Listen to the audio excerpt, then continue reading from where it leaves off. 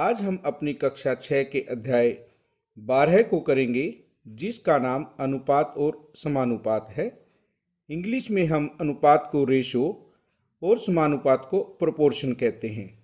आज हम इसके भाग 1 में अनुपात के बारे में पढ़ेंगे कि किस प्रकार आप अनुपात को अपने दैनिक जीवन में देखते हैं और प्रयोग करते हैं। सबसे पहले हम राशियों की तुलना के बारे में पढ़ते हैं। अंतर द्वारा किस प्रकार हम तुलना करते हैं। ये जतिन है और ये साहिल है, दोनों अच्छे दोस्त हैं। जतिन साहिल से पूछता है कि मुझे कंचों से एक गेम बनाना है, क्या तुम्हारे पास कुछ कंचे हैं? साहिल ने कहा, हाँ मेरे पास कुछ कंचे हैं। जतिन ने कहा, कुछ कंचे मेरे पास हैं। क्या आप बता सकते हैं साहिल और जतिन के पास कितने कितने कंचे हैं? साहिल के पास 9 कंचे हैं और जतिन के पास 19 कंचे हैं। जतिन के पास साहिल से कितने कंचे अधिक हैं, यह हम अंतर द्वारा ज्ञात कर सकते हैं। मीना ने बताया कि 10 कंचे हैं और यह बिल्कुल सही जवाब है। हम जतिन के कंचों में से साहिल के कंचों को घटाकर बता सकते हैं कि जतिन के पास साहिल से कितने कंचे अधिक हैं। इस प्रकार की तुलना अंतर द्वारा तुलना कहलाती है। अब हम कद की तुलना के बारे में पढ़ते हैं। ये काजल है और ये निशु है। यहाँ पर यदि हम देखें, काजल की लंबाई 80 सेंटीमीटर और निशु की 95 सेंटीमीटर दी हुई है। क्या आप बता सकते हैं किसका कद लंबा है और कितना अधिक लंबा है? इसे भी हम अंतर की तुलना द्वारा कर सकते हैं। राजू ने बताया निशु का कद 15 सेंटीमीटर अधिक लंबा है। हमने निशु के कद की लंबाई में से काजल के कद की लंबाई को घटाकर इसका उत्तर प्राप्त किया है। यदि हम एक चींटी और एक टिड्डे की लंबाई की तुलना करें तो अंतर द्वारा इस तुलना को दिखाना उचित नहीं होगा, क्योंकि एक चींटी और एक टिड्डे की जब हम लंबाई को देखते हैं, चींटी कुछ मिलीमीटर लंबाई की होती है और टिड्डा 4 से 5 सेंटीमीटर का। उनकी लंबाई में बहुत अधिक अंतर होता है। 20 से 25 चींटियों की लंबाई एक टिड्डे की लंबाई के समान होती है। आप उसे इस प्रकार देख सकते हैं। तो हम इसे अंतर के द्वारा ज्ञात ना करके भाग विधि द्वारा ज्ञात करते हैं, जिसके बारे में आप आगे देखेंगे। एक कार का मूल्य 9 लाख रुपए है और एक मोटरसाइकिल का मूल्य 90,000 रुपये है। आप इनकी तुलना किस प्रकार करेंगे? सबसे पहले हम अंतर द्वारा मूल्य की तुलना करते हैं।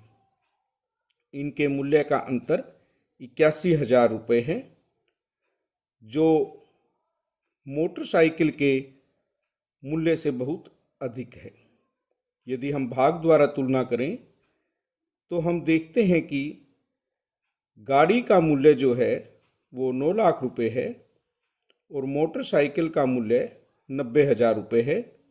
जब हमने इसे भाग करके देखा तो हमें ज्ञात हुआ कि कार का मूल्य मोटरसाइकिल के मूल्य का 10 गुना है। इस प्रकार भाग द्वारा तुलना करना कुछ आसान है और हम उससे कई निष्कर्ष निकाल सकते हैं। हम कह सकते हैं कि मोटरसाइकिल का मूल्य कार के मूल्य का 10वां भाग है और भाग द्वारा तुलना को ही हम अनुपात कहते हैं। इसके बारे में हम आगे पढ़ेंगे। अनुपात के बारे में आपने जैसे कि अभी पढ़ा कि भाग द्वारा तुलना को हम अनुपात कहते हैं। इसका उदाहरण देखते हैं। ईशा का वजन 25 किलोग्राम है और उसके पिताजी का वजन 75 किलोग्राम है। यहाँ ईशा और उनके पिताजी का वजन दर्शाया गया है। आप इससे क्या निष्कर्ष निकाल सकते हैं? हम कह सकते हैं कि पिताजी का वजन पुत्री के वजन का कितना गुना है, या पुत्री का वजन पिताजी के वजन का कितना भाग है? मीना ने बताया कि पिताजी का वजन 3 गुना है। इस प्रकार हम एक और उदाहरण लेते हैं। एक पेन का मूल्य 10 रुपये है और एक पेंसिल का मूल्य 2 रुपये है। यहाँ पर हम देख सकते हैं, और आप दैनिक जीवन में पेन और पेंसिल अनेक बार खरीदते हैं। क्या आपने कभी इनके मूल्य की तुलना की है? आप बता सकते हैं पेन का मूल्य पेंसिल के मूल्य का कितने गुना है? समीर ने बताया कि 5 गुना है, और ये बिल्कुल सही जवाब है। हमने राशियों की कितने गुना के रूप में तुलना की, जिसके लिए भाग विधि का प्रयोग किया, और यह तुलना अनुपात कहलाती है। अनुपात के चिन्ह को हम ऊपर और नीचे 2 बिंदुओं के द्वारा दर्शाते हैं, जिसके बारे में हम अभी उदाहरणों के माध्यम से देखते हैं। हम चीते और एक आदमी की चालों की तुलना करते हैं। चीते की चाल यदि 120 किलोमीटर प्रति घंटा हो और आदमी की चाल 20 किलोमीटर प्रति घंटा हो, आप उनकी चालों की तुलना किस प्रकार करेंगे और क्या निष्कर्ष निकाल सकते हैं? यहाँ चीते की चाल आदमी की चाल की 6 गुनी है, या हम कह सकते हैं कि आदमी की चाल चीते की चाल की 1/6 भाग है।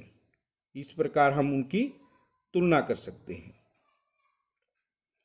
एक कक्षा में 20 लड़कियां और 15 लड़के हैं। अनुपात हम ज्ञात करते हैं। किस प्रकार किस किस राशि का अनुपात हम ज्ञात कर सकते हैं? सबसे पहले लड़कियों की संख्या का लड़कों की संख्या से। इसके लिए हमें लड़कियों की संख्या को लड़कों की संख्या से भाग देना है। लड़कियों की संख्या हमारे पास 20 है और लड़कों की संख्या 15 है। जब हम इसे 5 से भाग देंगे, 5 तिये 15, 5 चौके 20, अंश के रूप में 4 और हर के रूप में हमें 3 प्राप्त होगा, जिसे हम 4:3 के रूप में लिखेंगे। यहाँ भाग के चिन्ह की जगह अनुपात का चिन्ह प्रयोग किया जाता है।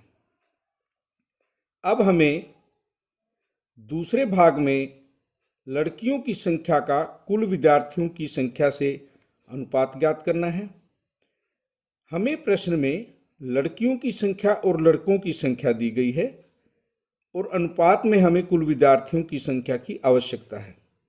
सबसे पहले हम उसके लिए कुल विद्यार्थियों की संख्या को ज्ञात करेंगे। लड़कियों की संख्या यदि 20 है और लड़कों की संख्या 15, कुल विद्यार्थियों की संख्या इनका योग करके प्राप्त की जा सकती है। और इस प्रकार लड़कियों की संख्या और कुल विद्यार्थियों की संख्या का अनुपात हम इस प्रकार ज्ञात करेंगे। लड़कियों की संख्या को अंश के रूप में और कुल विद्यार्थियों की संख्या को हर के रूप में दर्शाएंगे। 5 सते 35, 5 चौके 20, हमें 4/7 प्राप्त होगा, जो हमारा 4:7 है।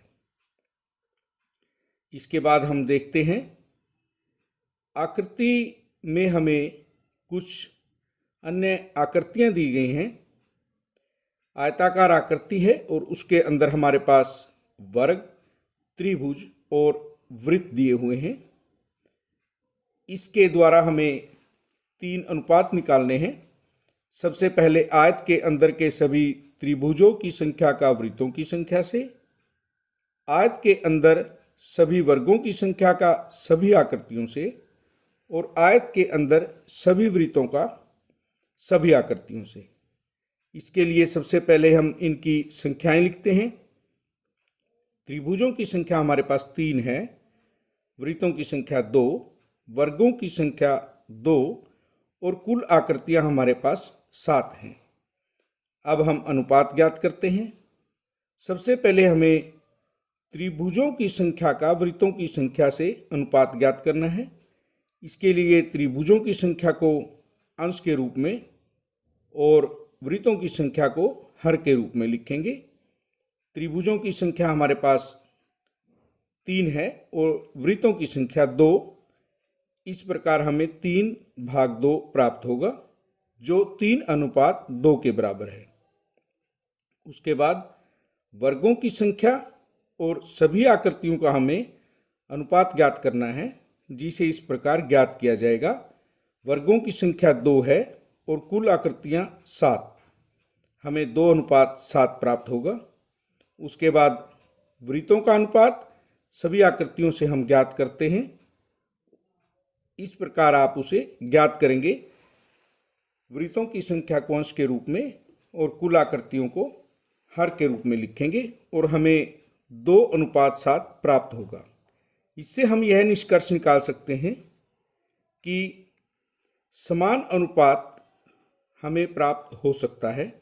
यहाँ पर बी भाग और सी भाग में हमारा जो अनुपात है 2:7 है, जबकि ए भाग में हमारे पास 3:2 था।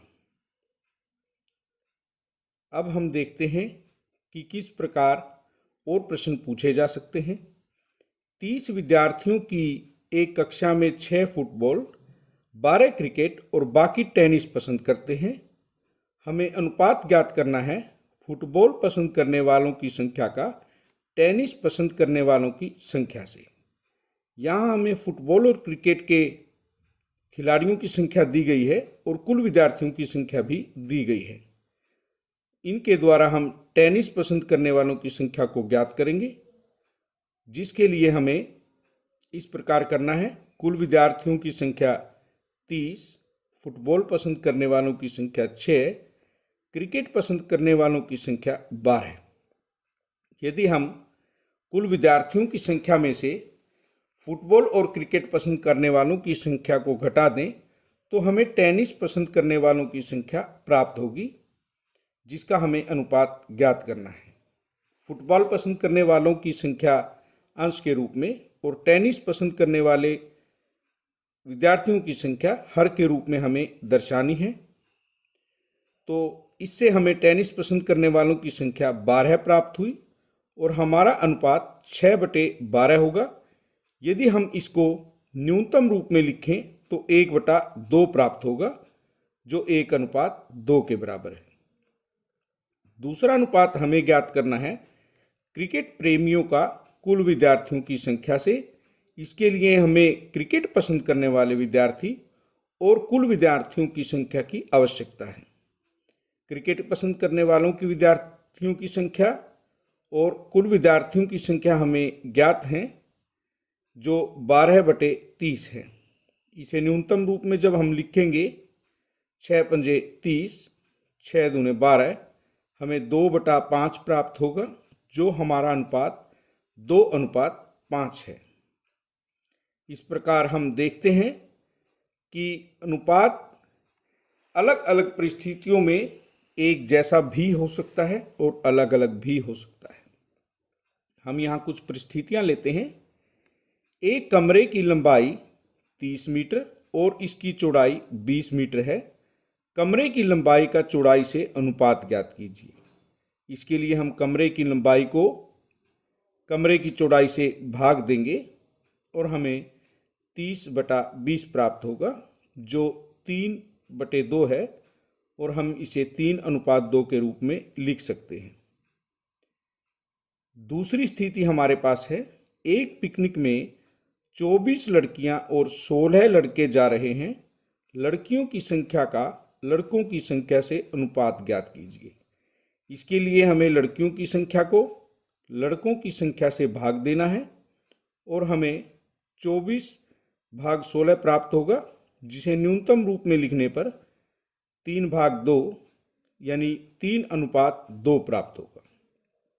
यदि एक और उदाहरण है, रेशम के पास 3 पेन और 2 पेंसिलें हैं। पेनों की संख्या का पेंसिलों की संख्या से अनुपात हम देखते हैं। पेनों की संख्या को पेंसिलों की संख्या से भाग देते हैं तो हमें 3/2 यानी 3:2 प्राप्त होगा। इस प्रकार हम देख सकते हैं अलग अलग परिस्थितियों में एक जैसा अनुपात भी हो सकता है। इसे हम तुल्य अनुपात कहते हैं। और हम किसी भी अनुपात का तुल्य अनुपात अंश और हर में एक समान संख्या से गुणा या भाग द्वारा प्राप्त कर सकते हैं। जैसा कि हमने कमरे की लंबाई और चौड़ाई का अनुपात देखा था, वो 3:2 था। यदि हम इसे अंश और हर दोनों संख्याओं को 10 से गुणा करें तो हमें 30/20 प्राप्त होता है। इसी प्रकार दूसरे उदाहरण में हमने लड़कियों की संख्या और लड़कों की संख्या को जब समान राशि 8 से गुणा कर दें अनुपात को, तो हमें 24 और 16 प्राप्त होता है।